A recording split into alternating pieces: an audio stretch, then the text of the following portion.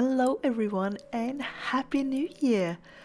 Today I am going to be working in Rita Berman's My Journey Through Europe, and I've got this picture here. It's on the Scandinavian page. I've been wanting to do this for a while, especially being that I am Scandinavian myself, and this one also sort of looked like it would lend itself to like a wintry picture, so that's what I'm going to do with it.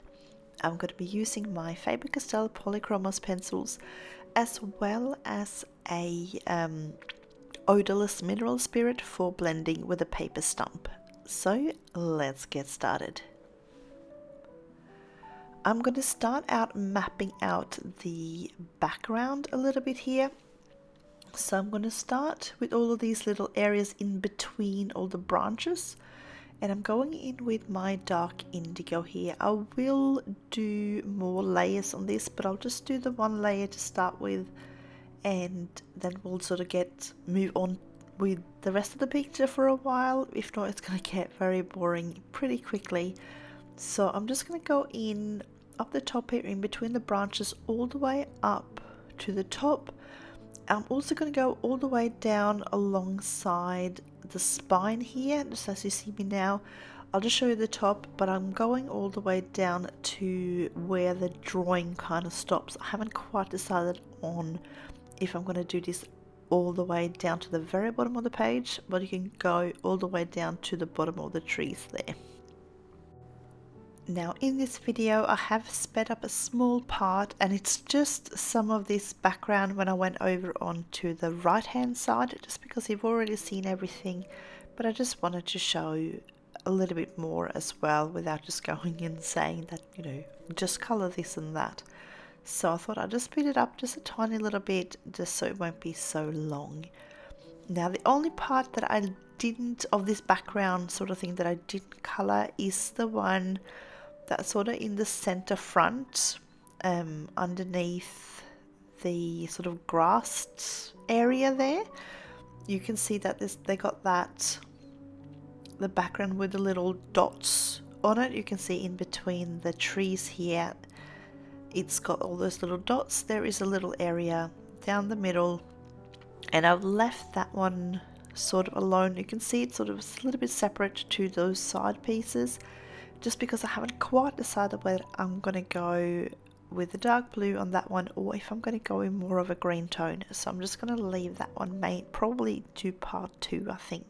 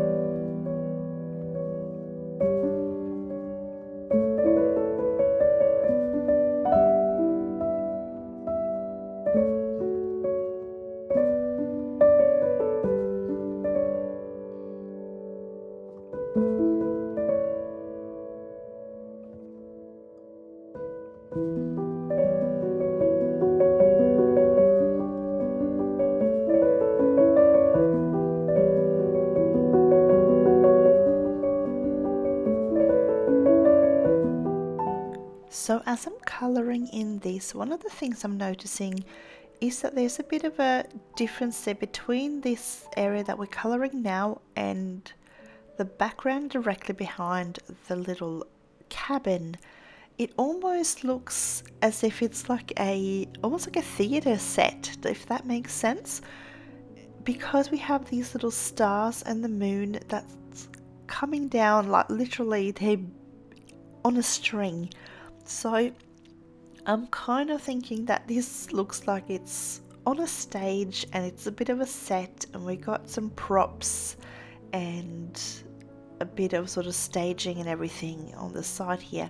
So I'm kind of going to go slightly different on the background color between like this dark blue that I'm doing here, and then just underneath you can see there's a line here as well, just underneath these little clouds where I am right now. And so I'm going to do the blue sky background, just a touch light and a little bit more vibrant blue directly behind the cabin.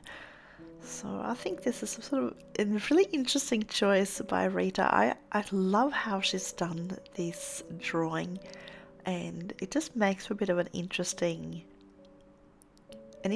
picture, because you can kind of get away with not having it supernatural, because if it's a stage or a set, then someone would have painted this. So you don't have to go supernatural looking if you if you get my drift.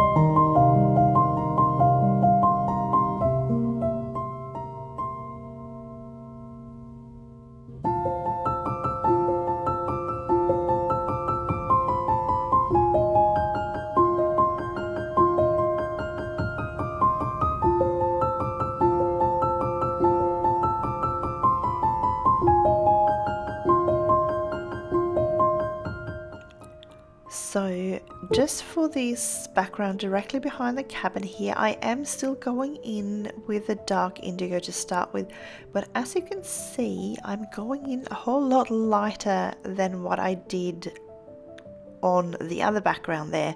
It's exactly the same colored pencil, but I am barely tickling the paper. I just like the hue of this one, and I think it will make for a nice base before I add some brighter blues on top. Then again, I'm not going crazy bright, but I'm thinking of using something like maybe the Indanthrene blue as the main tone of blue for the dark areas there, and then we'll work our way down into a light cobalt turquoise directly behind the cabin.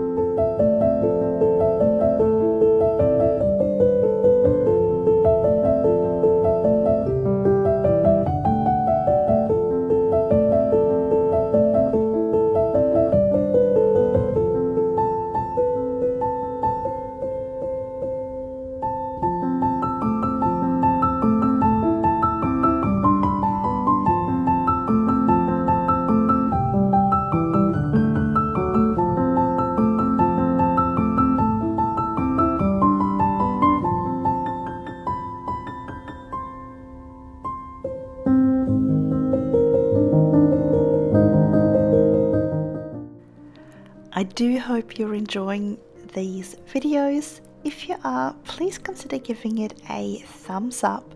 It is definitely the best way to help me push this video out to a wider audience, and I really do appreciate your help. And if you've got any questions, please pop it down in the comments below. Or if you just want to let me know how you guys have been celebrating your New Year's, pop that down as well, because I love to hear all about it. And if you're new to this channel, I would love to have you subscribe, and don't forget to hit the notification bell so that you get notified whenever I post new content.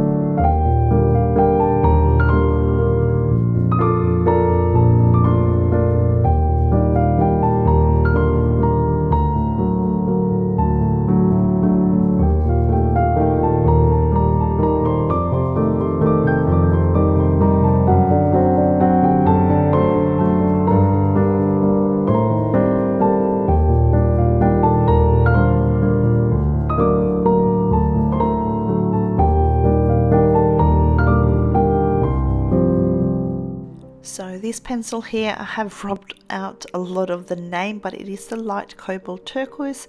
So I'm just going to go in with a little bit of this directly behind the roof here. I'm not going all the way to the Indanthrene blue. I'm leaving a little bit of a gap in between the two, and I will be going in with some other colors in there as well.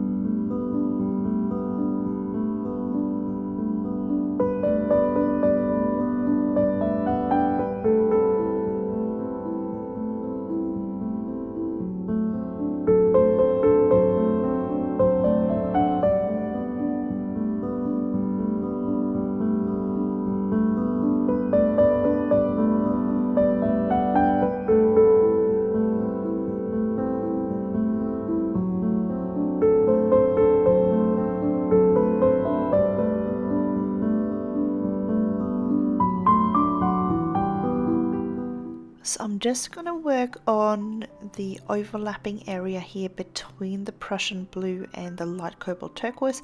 So I'm just using a cobalt turquoise for that and just sort of going over just a little bit of that overlap just to make it more of a smooth sort of transition.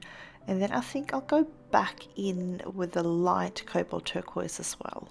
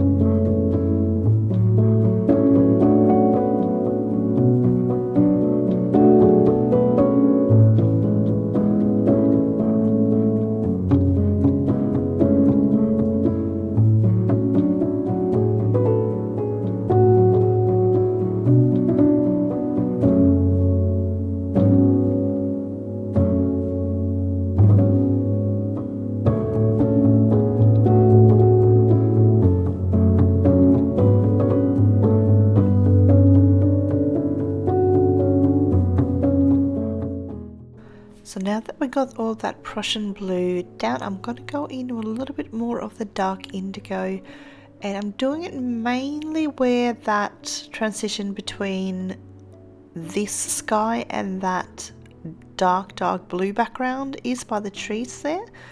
So I'm just doing this sort of up the top here. I'm not bringing it too far down.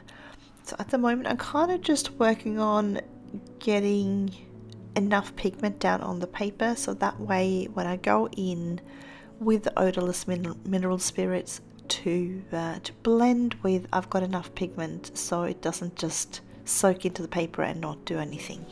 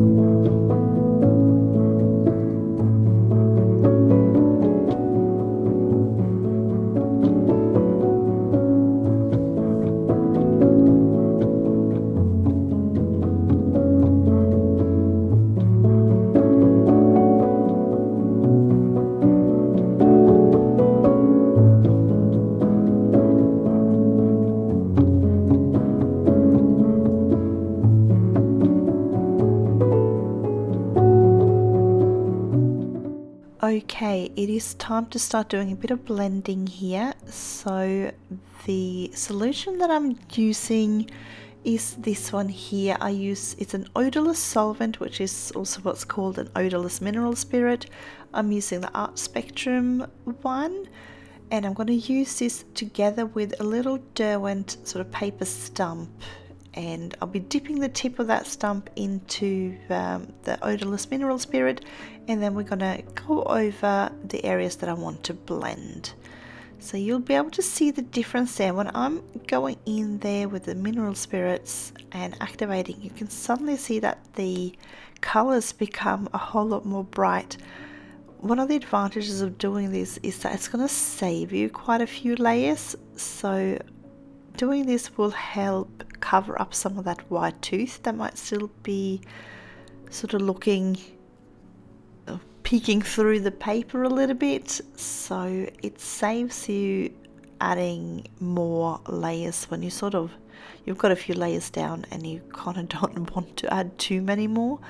So it's a very gentle way of blending that will still allow some of the tooth to be available for you if you then want to add more colors later on, if that makes sense.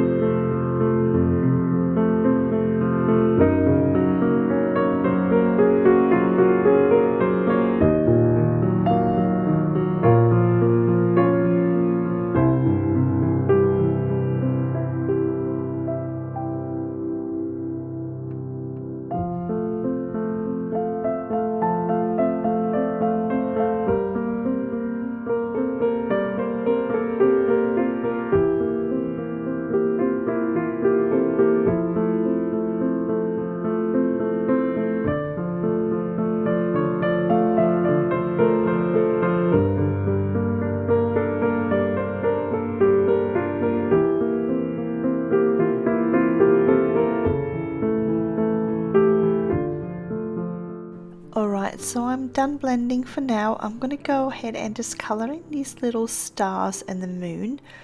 Because I feel like these are painted on, I'm just going to go in here with this little Naples yellow, and then I'm going to use, I'm thinking like the brown ochre for those. You can kind of see that it's got, especially this one I'm doing now, it's meant to be thicker, so it's got that little bit of an edge underneath it. You can see that it's sort of maybe sitting slightly sideways so that you can see it's a thicker star. So I'll just use the brown ochre, I think, for those areas to make them look like they're a little bit shaded.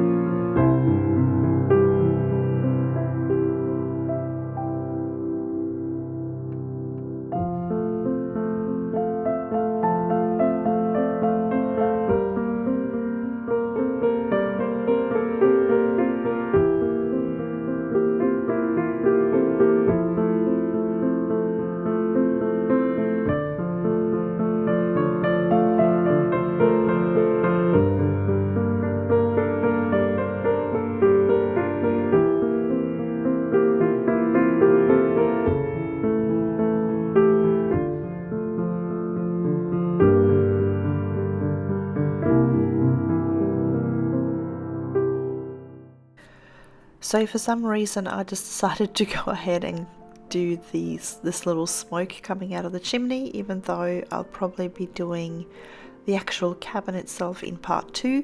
But I'm just putting down a little bit of cool grey here, and then just to give it like a little bit of shape, and I'll go in with a darker grey as well, just sort of down the bottom and the very top. And then I'll probably add in maybe something like sky blue or something to it.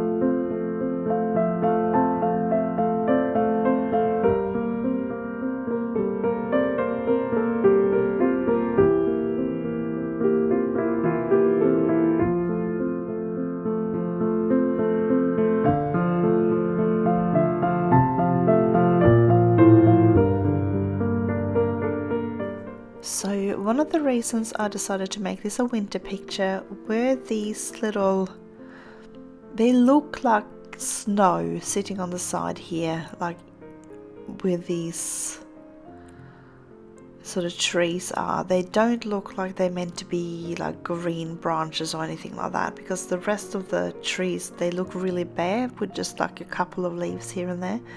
So I'm going to make this into snow. So I'm just going in to start with Indanthrene blue. I'm leaving a little bit of space between the actual outline of this little snowy mass and where I start adding in my blues. I do love using blues for snow. I think probably because growing up in Norway, and I think anyone who's grown up in like a winter kind of area where you get your snow and everything, you know that when the sun has set, you get what's called the blue hour, and everything, especially the snow, goes really, really blue. And ever since then, I've loved using blue for my snow. So this is how I'm going to do that. So I'm just starting, as I mentioned, with the Indanthrene blue, just making a bit of an outline just in from the actual outline, and that way we have that little bit of shine just in between those two lines. I'm also adding in a little bit just underneath these leaves here, just to give the illusion of it being a little bit shaded compared to the rest.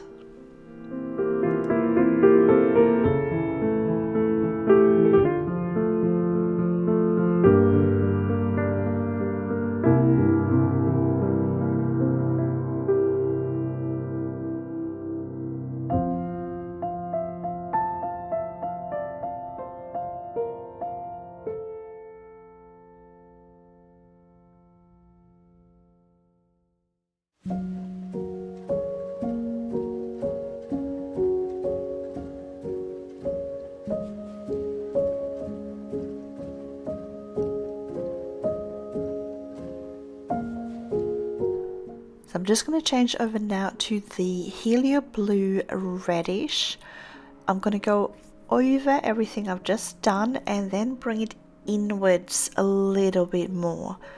And I'm not going in very far. I'm just sort of going in just a tiny little bit further than what I did with Indanthrene blue. And once we've done that, I'm going to use the light Cobalt turquoise again. So those three are kind of my main colors that I use for snow. Occasionally, if I have like a light source, I might add a little bit of like cream color or something like that, but I might do that a little bit further down, maybe on the trees. But up here, I think I might just stick with the blue tones, possibly. We'll see.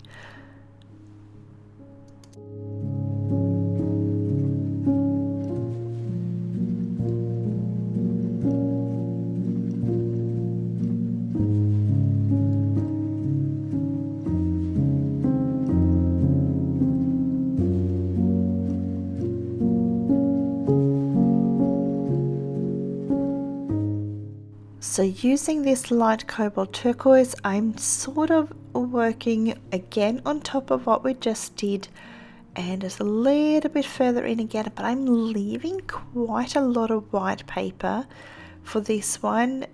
It sort of makes it like the highlights of the snow, and it works. I just feel like it works really well when you have that sort of darker blue edge and then you've got the white highlight in the center.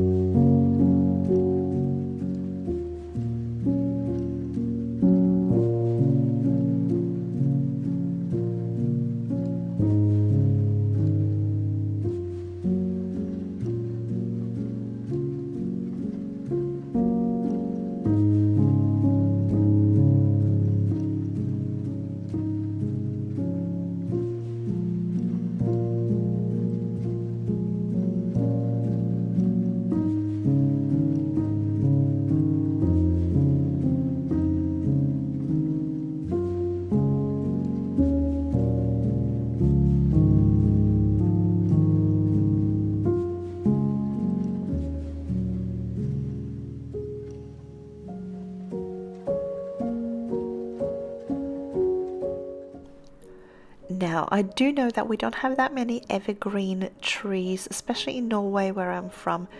So I am kind of, ideally these leaves probably would have been like brown or something like that, but that doesn't look very nice on paper, I think, at least not with the tones that we're using.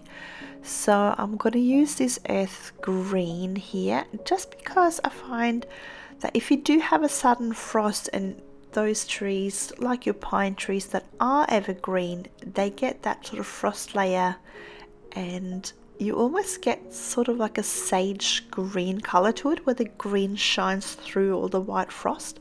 So I thought this earth green actually looks very similar to that color, so I'm using that as my main color for the leaves, and then I'll use a little bit of the juniper green, I think, for the darker sort of shading.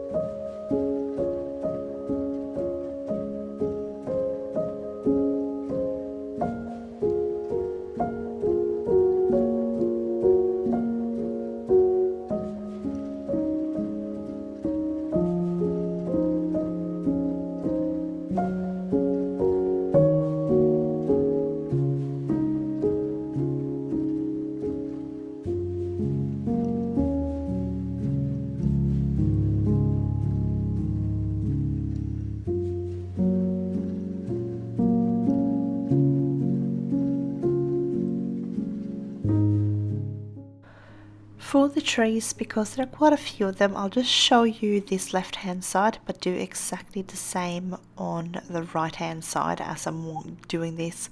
So I'm just going to start out covering all of the branches and all of the trees in this nougat. I do find that it works as a good base, and then I can build up dark areas where I want sort of my shadows to be, and it still has decent coverage for where I want my highlights while not being too dark.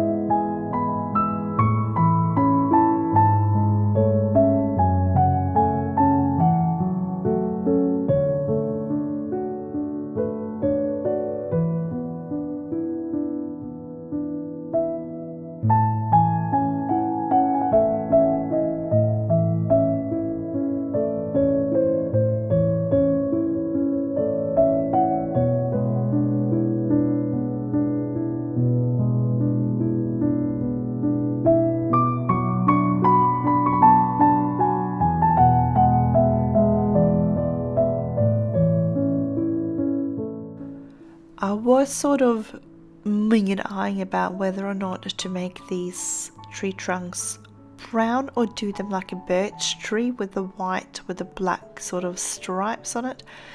But with all these little patterns on there, I think it would lend itself better to just being brown with these, just some cool funky patterns. I think if I was going to try to make them white and then add in more patterns in the form of those little stripy, black stripy bits, I think I would have had a hard time making it look natural. So I think we're just going to embrace all these patterns and just make it brown, and it should look nice in the end.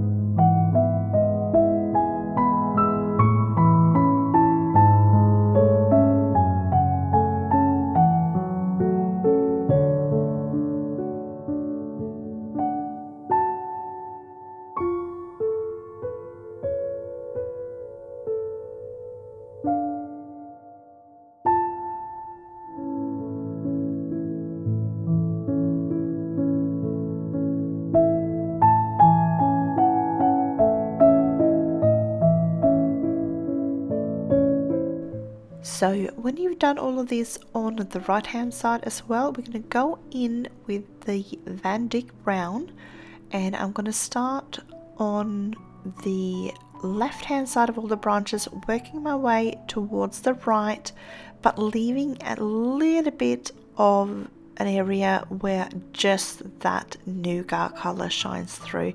So you can sort of see there's a little bit of a highlight on the right hand side on each of these branches, and I'll do that all the way down towards the bottom. I will show you in real time this left hand side as I mentioned, but I won't show you the right hand side because it's going to be very repetitive, and I'm doing exactly the same as I'm doing here.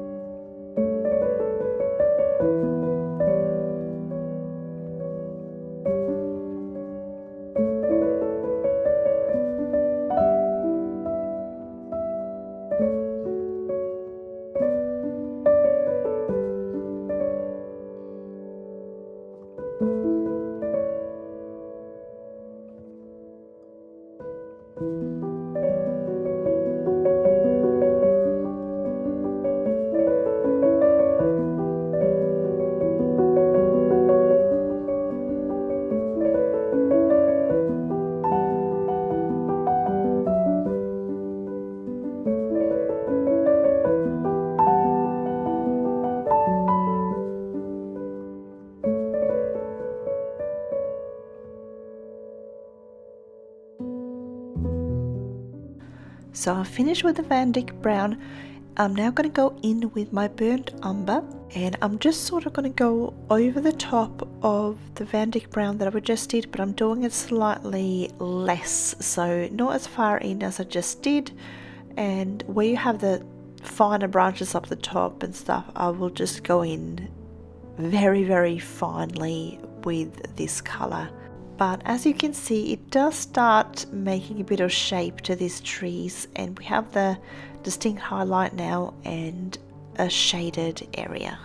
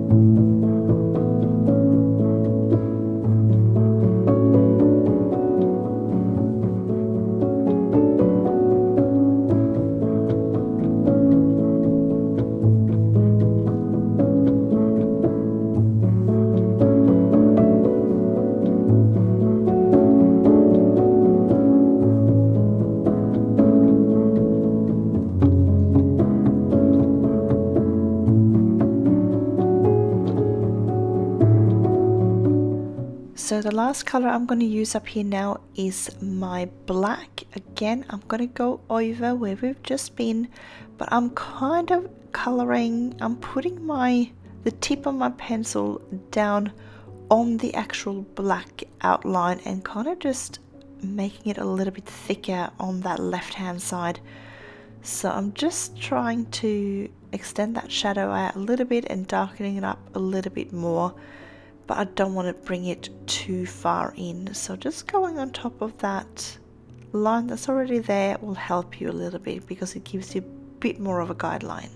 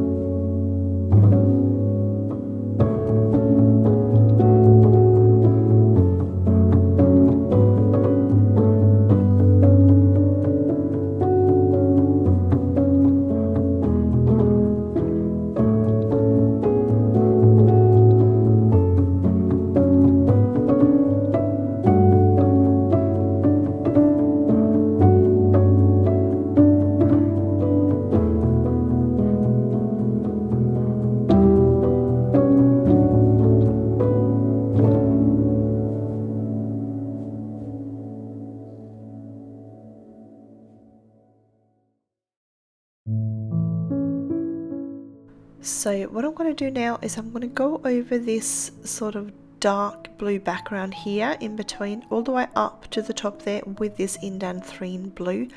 I'm using a little bit firmer pressure here. I'm not going, like, I'm not burnishing or anything like that. I'm not going that hard, but I am going probably more like a moderate pressure, so it's definitely firmer than what I usually use.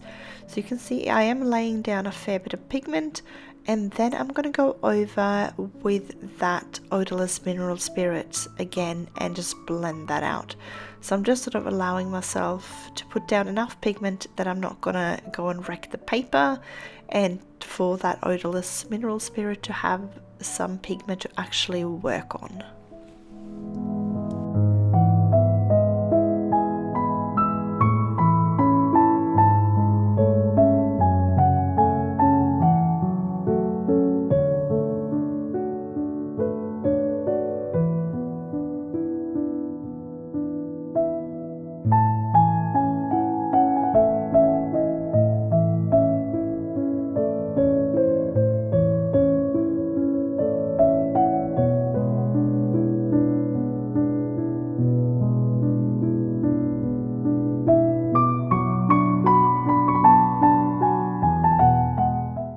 So I'm just going to show you just down the bottom here, but as I mentioned, just do exactly the same all the way up to the top as well as on your right hand side.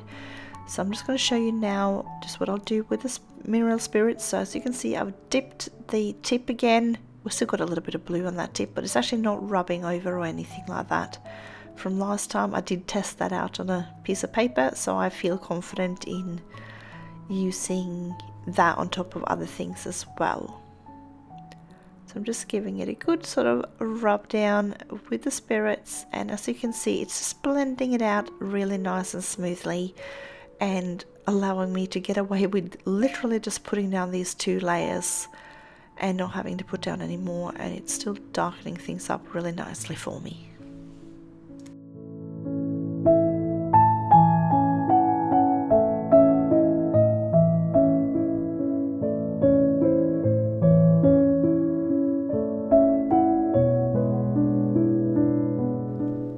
So the last thing I'm going to show you guys, because I am about to lose my light, is the trees. All the 3 of these are drawn pretty much exactly the same way. So I'll show you this one here and just do exactly the same on the other 2 on the right hand side. So I'm just starting with the juniper green first. I'm just going underneath sort of each of those little, well, I think it looks like a tree that's got snow on it, if that makes sense. I'm just going to go in underneath like the bottom there, and where I would sort of think that maybe the snow hasn't quite hit it yet. So I'm just going in with the juniper green, and then I'm going to go in with some pine green for just the very, very top of each of these green parts. And then we'll use a little bit of earth green as well. And then when I go then from the bottom up of each of these layers, I'll do the snow layer, exactly what we did on the ones that were in the trees on either side. So I'm just showing you the pine green now, so I'm just going to go up just up the top here just to make it a little bit darker, at least for now. Who knows, maybe in part 2 I might add a little bit more shadows, but for now I think this will be enough. But it does give you the option of adding in maybe some dark indigo or even black if you want to go like a really dark up in that transition up the top there.